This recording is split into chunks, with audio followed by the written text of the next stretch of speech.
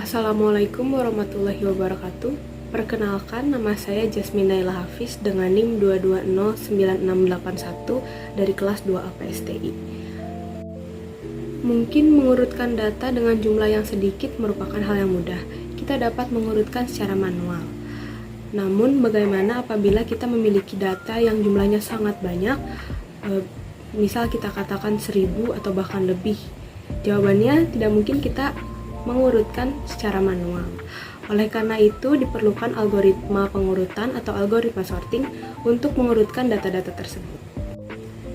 Pada kesempatan kali ini, saya akan berfokus pada salah satu algoritma pengurutan, yaitu radix sorting, di mana radix sorting ini pertama kali diperkenalkan pada tahun 1887 oleh Hermann Hollerith pada mesin tabulasi. Lanjut saja ke pembahasan algoritma radix sorting. Yang pertama ada pengertian dari radix sorting. Radix sort adalah algoritma atau metode pengurutan sorting tanpa pembandingan. Dengan kata lain, sorting non-comparison sort, di mana dalam prosesnya tidak melakukan perbandingan antar data. Kata radix sendiri bermakna harafiah posisi dalam angka.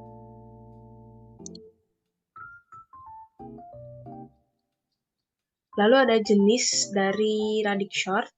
Ada dua. Yang pertama ada least significant digit atau LSD, yang dimana pemrosesan pengurutan atau sorting dimulai dari radix yang paling tidak signifikan. Sorting dilakukan dengan cara mengurutkan nilai-nilai input berdasarkan digit terakhir atau digit paling kanan ke digit pertama atau digit yang paling kiri. Yang kedua ada most significant digit atau MSD, di mana pemrosesan pengurutan dimulai dari radix yang paling signifikan. Sorting dilakukan dengan cara mengurutkan nilai-nilai input berdasarkan digit pertama atau digit yang paling kiri, lalu dilanjutkan lagi berdasarkan radix kedua dan seterusnya. Lalu di sini ada pseudocode dari algoritma radix sort. Di sini radix sort dalam bentuk fungsi yang mempunyai parameter berisi dua variabel, yaitu R dan N, di mana R ini berbentuk array dan N ini untuk mengetahui panjang dari array tersebut. Di baris pertama ada variabel max dengan data diisi data array indeks ke 0. Lalu di baris kedua ada looping for dengan i sama dengan 1 dan melakukan pengulangan sebanyak n-1. Looping for di sini berguna untuk mencari elemen terbesar. Di dalam looping for ini ada conditional statement if dengan conditional array ke i.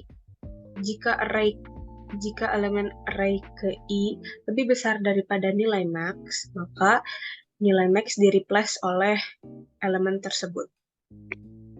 Lalu di bawahnya ada looping for lagi.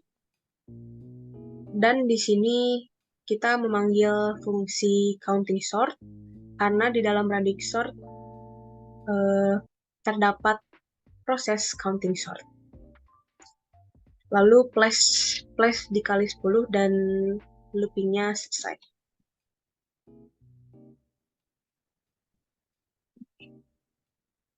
Adapun kompleksitas algoritma radix sort adalah ONW atau dalam Big O notation adalah Big O notation linear, di mana N adalah jumlah elemen dalam input dan W merupakan jumlah ukuran nilai terbesar dalam input.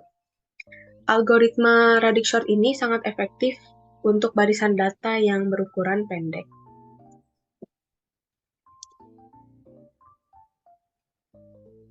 Lalu ada kerja dari radix sort sendiri. Di sini saya berikan contoh. Misalkan kita mempunyai array dengan elemen sebagai berikut, dengan data 12, 34, 23, 90, dan 76.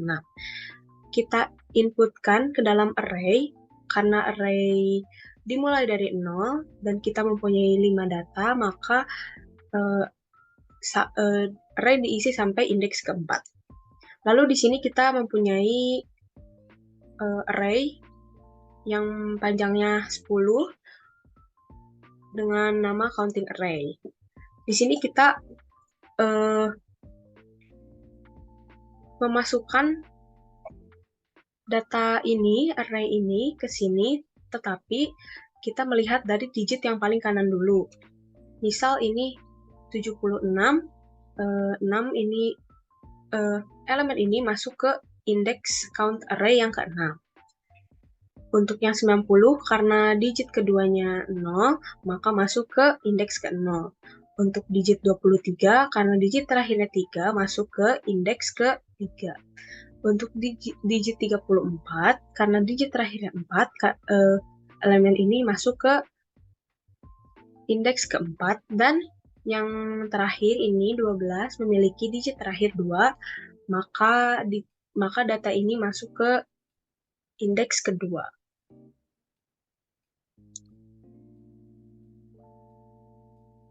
Ini setelah diurutkan, dan untuk lebih jelasnya saya akan memperlihatkan dengan menggunakan website Radix-Shorting.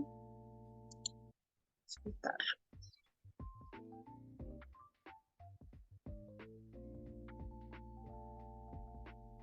Misal kita mempunyai data 5 dengan digit maksimal 2 seperti tadi yang dicontoh.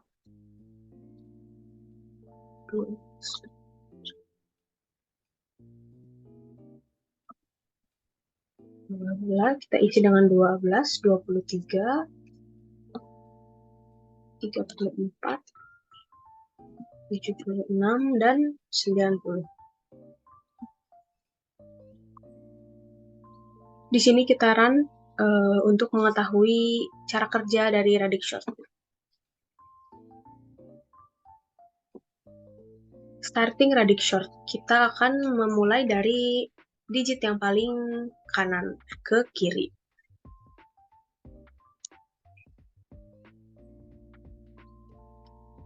Kita mulai dari digit pertama, mohon maaf tadi saya mulai dari yang belakang. Untuk data yang pertama memiliki digit terakhir 2. Karena itu elemen ini dimasukkan ke indeks kedua dari count array. Yang 23 juga sama, karena digit terakhirnya 20. Karena digit terakhirnya 3, kita masukkan ke indeks nomor 3. Data ketiga pun sama, mempunyai digit terakhir 4, maka kita masukkan ke indeks keempat. Data keempat, kita mempunyai digit terakhirnya 6, kita masukkan ke indeks ke-6 di counting array. Data yang terakhir, kita memiliki digit terakhirnya 0, maka kita masukkan ke 0, indeks 0.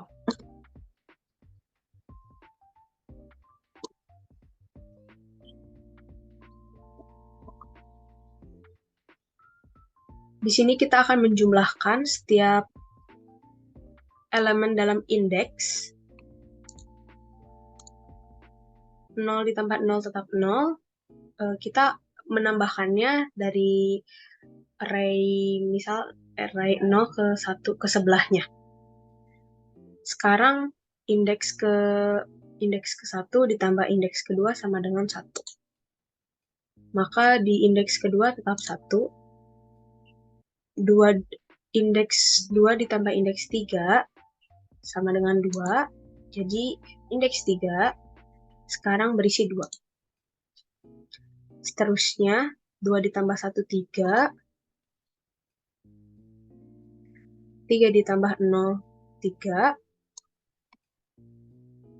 3 ditambah 1, 4. 4 ditambah 0, 4.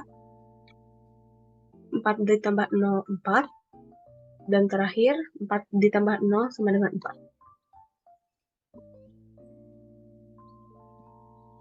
Sekarang kita menggunakan counting array untuk memutuskan data yang akan dimasukkan ke auxiliary array.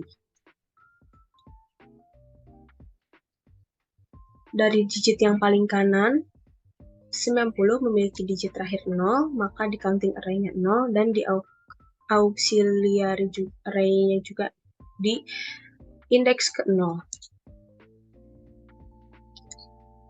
karena tadi ditempati oleh 90 di sini, dan data 90 ini sudah pindah ke auxiliary array, maka data di counting array, elemen di counting array, kita kurangi 1.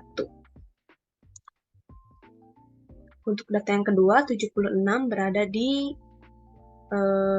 indeks ke-6, dan indeks ke-6 memiliki elemen 4, lalu kita kurangi 1, menjadi 3. Data yang ketiga, 34, menempati indeks ke-4 dengan elemen 3, kita kurangi dengan 1 lagi, menjadi 2, dan seterusnya, sampai selesai.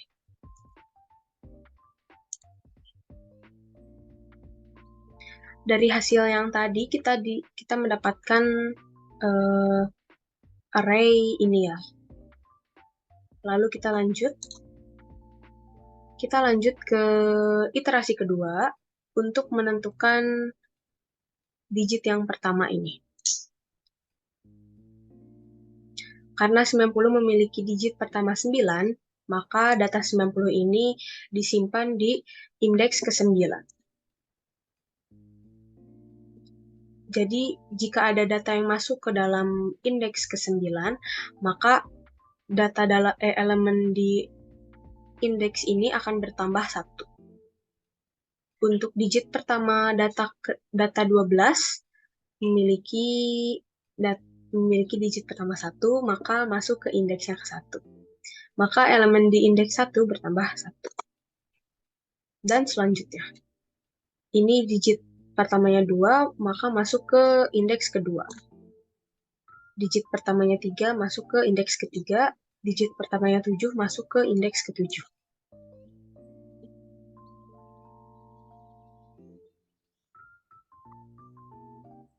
Lalu kita melakukan penambahan lagi seperti proses yang tadi. Ini kenapa min 1? Karena kalau 0 akan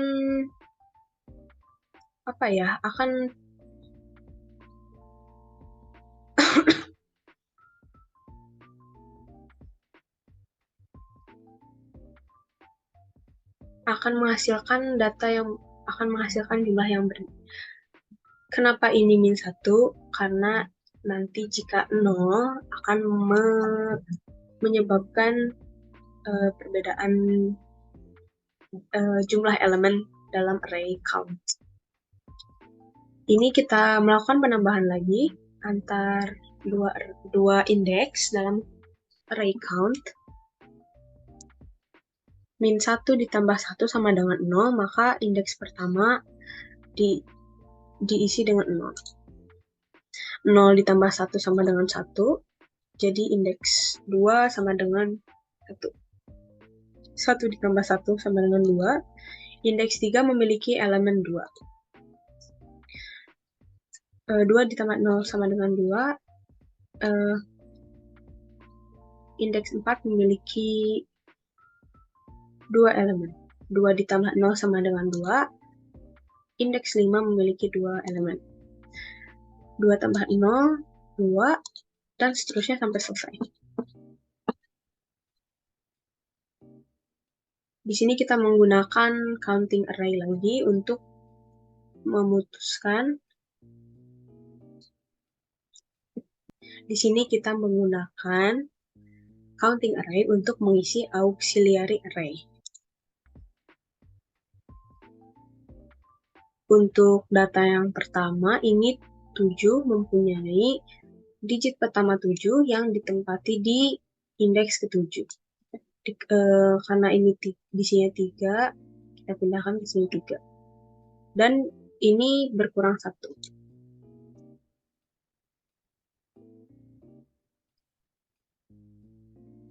Data selanjutnya itu 34 memiliki digit pertama 3 yang disimpan di indeks ketiga. Dan di auxiliary array disimpan di indeks kedua. Untuk elemen 2 ini akan berkurang 1. Untuk data yang ketiga, kita mempunyai digit pertamanya 2, dan disimpan di indeks kedua di count array. Di sini 1 akan dikurangi dengan 1. Data yang keempat 12 memiliki angka pertama 1 yang ditempati di indeks pertama. Nanti ini 0 akan dikurangi dengan 1, menjadi min 1. Data yang terakhir 90 memiliki digit pertama 9 yang ditempati di indeks ke-9. Dan berelemen 4, jadi di sininya masuk ke indeks ke-4. Lalu ini tadi dikurang 1. Ini sudah selesai dan array-nya sudah tersusun, terurut dari nilai terkecil ke nilai terbesar. Di sini saya akan mengimplementasikan Radix Short dalam bahasa Python.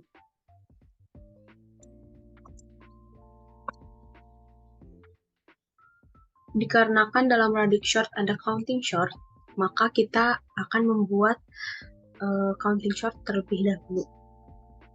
Dalam Python, jika ingin membuat fungsi, kita membuat fungsi dalam bentuk definition.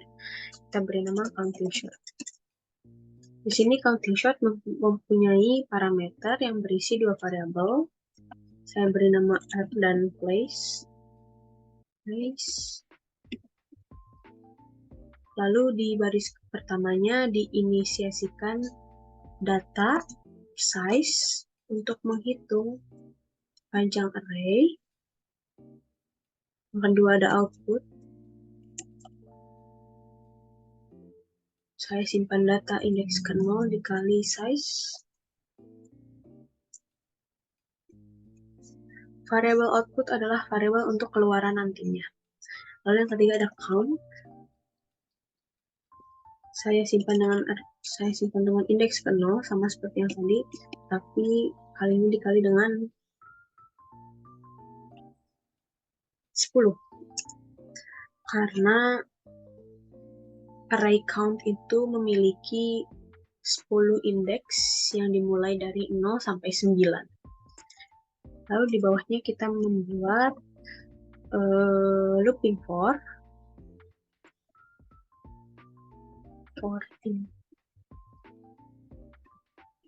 in range 0 sampai size. Sini ada indeks sama dengan array ke-i dibagi place. Baris ini berfungsi untuk menghitung digit pada posisi yang aman di inverted. Lalu ada count indeks ditambah. Baris ini berfungsi untuk menambah nilai indeks pada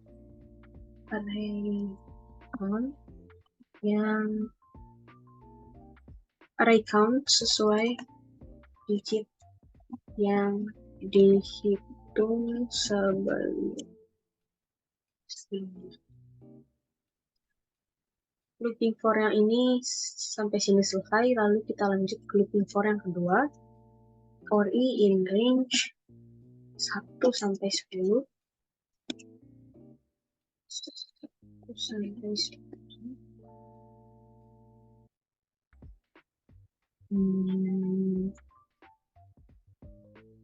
Di sini ada count ke-i ditambah i min 1. Baris ini berfungsi untuk menambah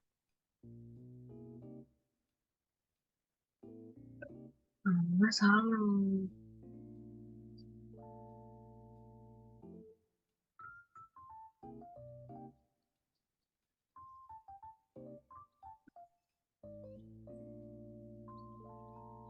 Baris ini berfungsi untuk menambahkan nilai pada indeks pada array umum dengan nilai pada indeks sebelumnya.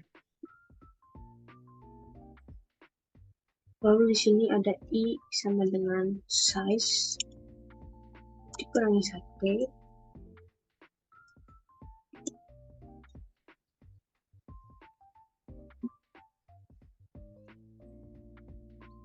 Ada looping lagi, tetapi kali ini loopingnya bentuknya while, kurang dari sama dengan lebih dari, mohon maaf, dari 6 indeks sama dengan array ke i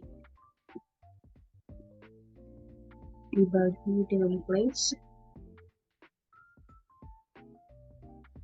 Baris ini sama seperti baris yang ini, fungsinya juga sama, menghitung digit pada posisi yang akan diurutkan.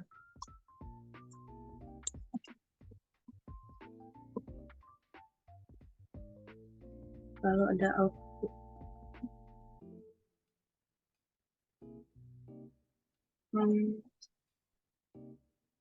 Indeks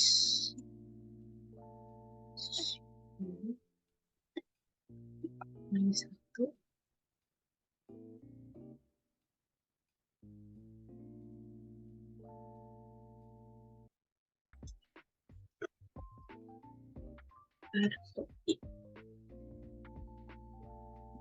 Baris ini berfungsi untuk menempatkan nilai pada array output pada posisi yang sesuai dengan digit pada array count. Lalu ada count indeks 10 kurang 1.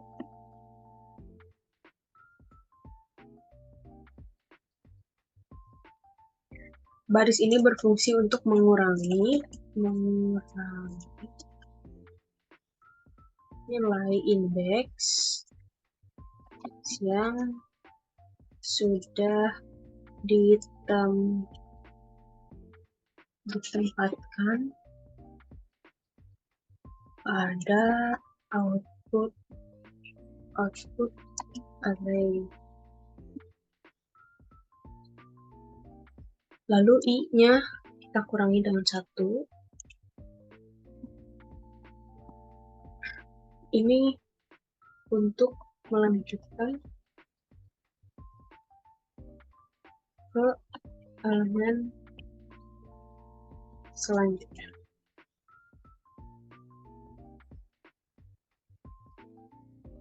Next ada looping for lagi.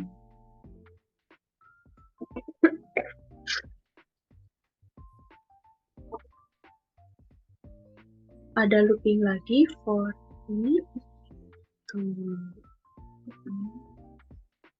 i in, sorry. 0 sampai size array i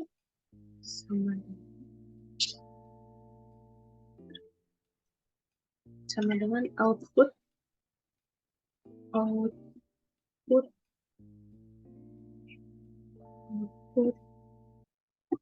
ke i. Ini baris ini berfungsi untuk menyalin nilai dari output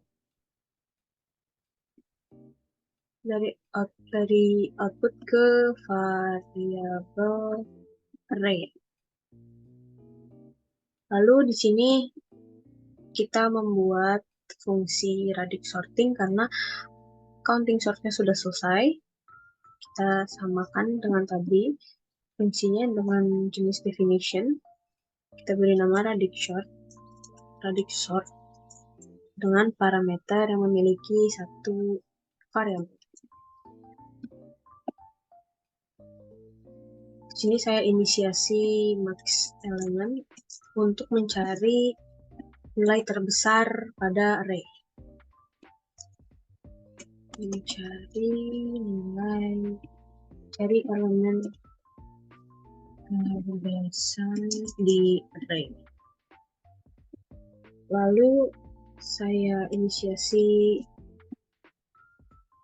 variable place, saya simpan data 1 di dalamnya. Dan setelah ini ada looping while.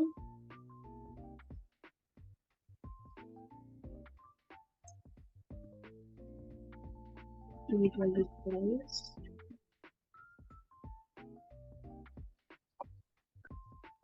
Maka kita panggil fungsi counting short di sini dengan parameter yang tetap, dengan masih sama dengan fungsi yang di atas, dan place. Di sini place sama dengan dikali 10. Kenapa dikali 10? Karena untuk menentukan posisi digit yang akan diurutkan selanjutnya. Oke, ini fungsi counting dan radixnya sudah selesai. Di sini saya akan mencoba membuat sebuah variabel berisi data bertipe integer dan kita lihat apakah radix sort ini berfungsi dengan baik untuk mengurutkan data yang acak ini. Kita beri nama data.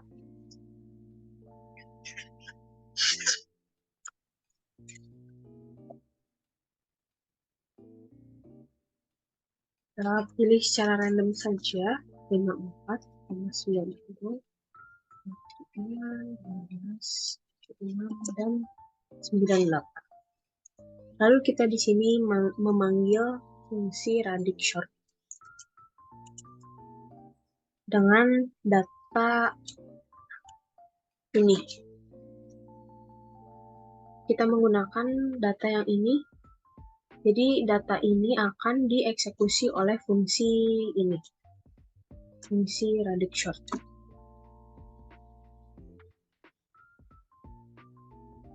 Dan kita print data tersebut agar kita melihat outputnya apakah sudah terurut atau belum.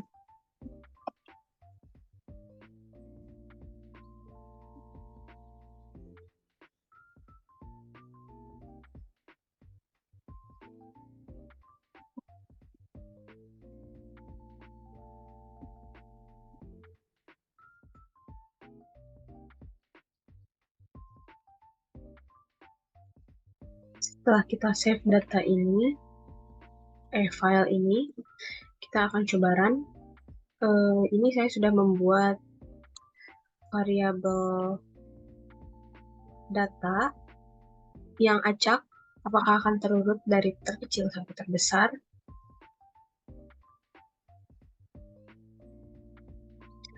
Sudah dipastikan radix sort ini sangat efektif ya. Ini sangat cepat. Dan ini sudah terurut dari data yang terkecil, yaitu 12, 23, 54, 76, 90, dan 98. Setelah ini saya akan mencoba running time bersama salah satu algoritma sorting lainnya dan mencoba running time kecepatan dua algoritma tersebut. Di sini saya memilih selection sort. Jadi pertama-tama kita akan membuat fungsi bernama selection sort dengan parameter variabelnya 1, saya beri nama R. Di baris pertama ini ada looping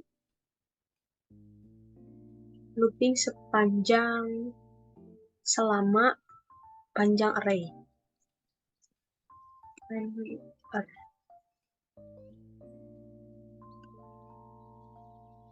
Ini ada variabel min index sama dengan i. Lalu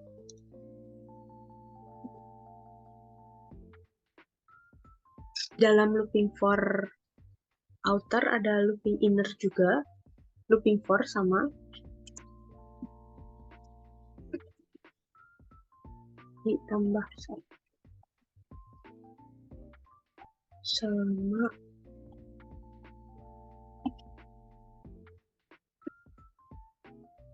di dalam looping inner terdapat conditional statement if dengan kondisi if index ke j di array lebih besar dari min index,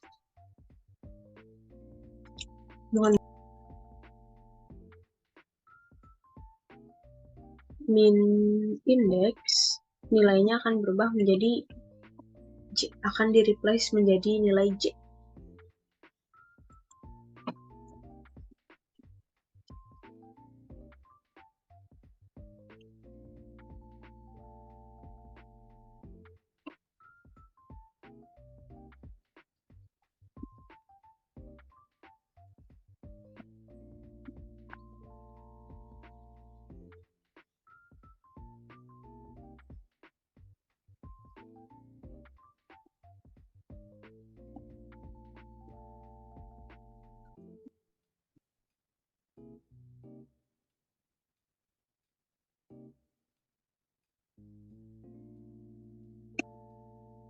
Di sini kita akan mengubah nilai array ke i menjadi array min index dan array min index menjadi array i. Lalu setelah itu kita return data tersebut. Sudah.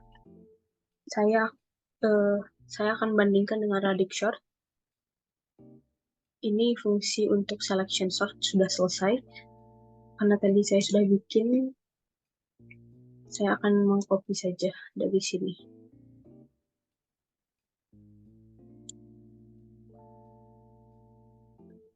Mengapa fungsi counting sort tetap di bawah? Karena jika tidak di bawah, fungsi radix sort ini tidak akan bekerja karena di baris ke sini 38 ya, di dalam fungsi radix sort terdapat pemanggilan fungsi counting sort. Jadi jika tidak ada fungsi counting sort, fungsi ini tidak akan berjalan.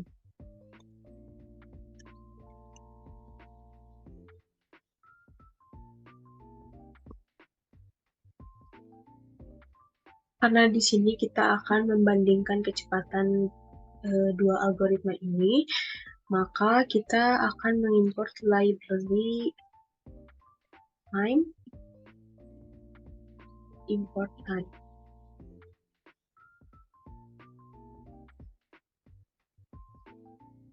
Dan import random karena saya akan memasukkan data random ke dalam array yang akan saya tes untuk dua sorting algoritma ini.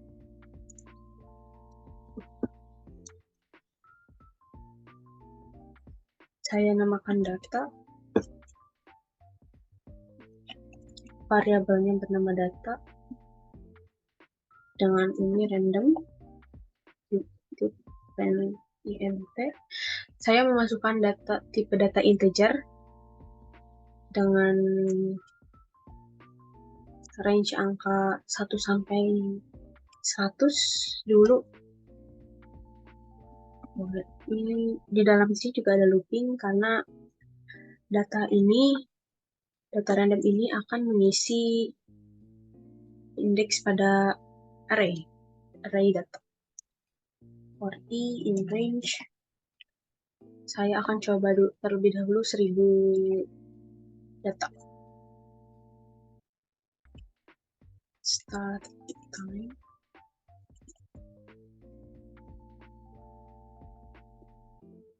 Ini untuk menghitung waktu kecepatannya. Dan di sini saya akan memanggil fungsi Radixort dengan parameternya kita ganti menjadi data dan end time sama dengan time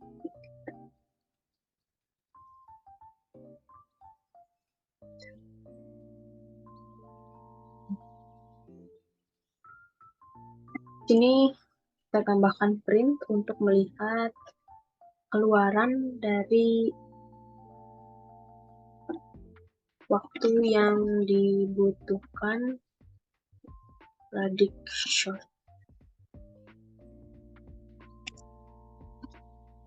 Ini kita ada operasi aritmatika di sini, yaitu end time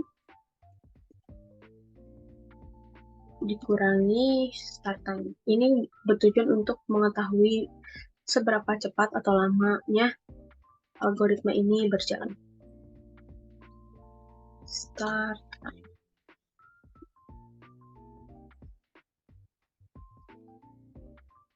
Start time.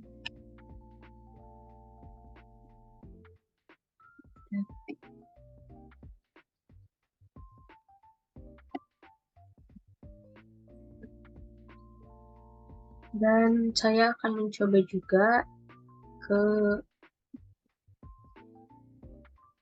kepada selection sort.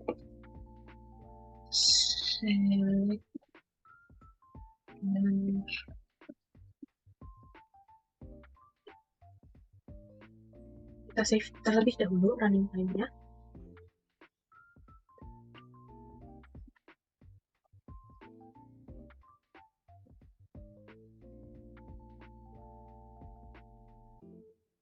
Lalu kita coba run.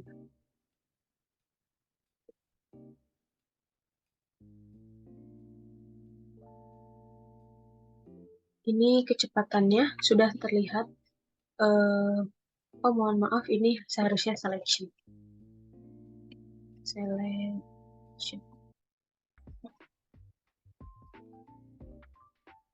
Untuk waktu yang diperlukan untuk mengurutkan 1000 data yang nilai elemennya ada berkisar dari 1 sampai 100, Radixort membutuhkan 0,0038858 seterusnya, dan selection sort membutuhkan 0,137 dan seterusnya. Kita akan coba menggunakan data yang lebih besar. Di sini saya akan menggunakan 1500 dan jumlah datanya 10.000.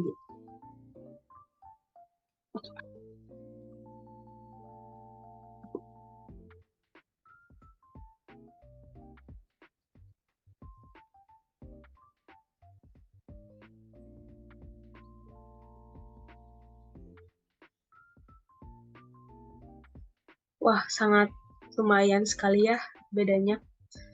Waktu yang dibutuhkan Radixort 0,0767 dan seterusnya, sedangkan selection sort mencapai 13 detik, 13,65991.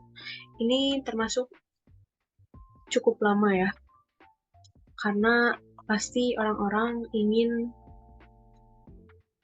memakai algoritma yang lebih cepat dan lebih efektif. Jadi, jika Radixort dibandingkan dengan selection sort, lebih cepat Radixort dan lebih efektif. Dan setelah kita coba dengan jumlah data 10.000, ini perbedaannya sangat lumayan jauh.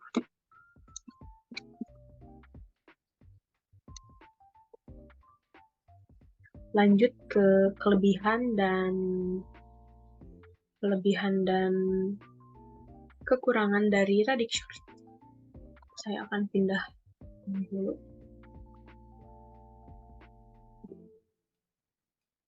Adapun kelebihan dari Radix-Short yaitu yang pertama, algoritma Radix-Short sangat efektif untuk data dalam jumlah yang sangat besar sekalipun.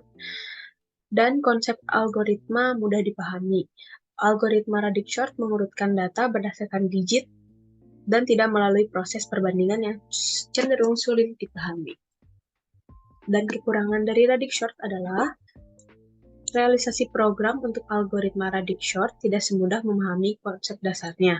Secara umum, algoritma ini membutuhkan bucket atau wadah tadi yang seperti sudah kita praktekkan, namun saya menggunakan counting short untuk mengelompokkan data-data yang sedang diurutkan. Inisialisasi bucket untuk kasus ini tidak mudah dilakukan. Adapun implementasi Radix-Short dalam kehidupan sehari-hari yaitu yang pertama ada pemeriksaan nomor identitas. Radix-Short dapat digunakan untuk mengurutkan nomor identitas berdasarkan digit-digitnya, seperti tanggal lahir, jenis kelamin, dan wilayah tempat lahir. Algoritma ini memudahkan proses verifikasi identitas secara cepat dan akurat. Yang kedua ada pengolahan gambar. Dalam pengolahan gambar, Radix-Short dapat digunakan untuk mengurutkan piksel-piksel dalam gambar berdasarkan warnanya. Yang terakhir ada pengolahan data finansial. Dalam pengolahan data finansial, Radix-Short dapat digunakan untuk mengurutkan transaksi berdasarkan nomor rekening, tanggal transaksi, dan jenis transaksi. Algoritma ini dapat membantu proses pelaporan keuangan dan audit dalam perusahaan. Mungkin sekian pengertian Radix-Short dari saya, Jasmine Naila Hafiz. Terima kasih telah menonton. Mohon maaf bila banyak kekurangan dan kesalahan kata. Wabillahi taufiq wal hidayah. Wassalamualaikum warahmatullahi wabarakatuh. Terima kasih.